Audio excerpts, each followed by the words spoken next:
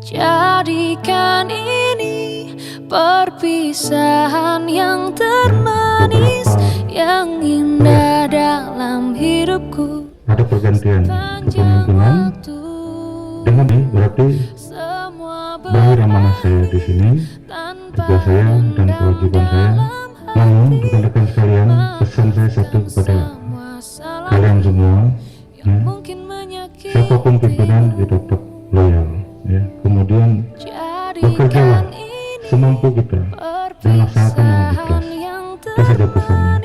Sekali lagi, saya dan keluarga terima kasih selama bertugas di sini.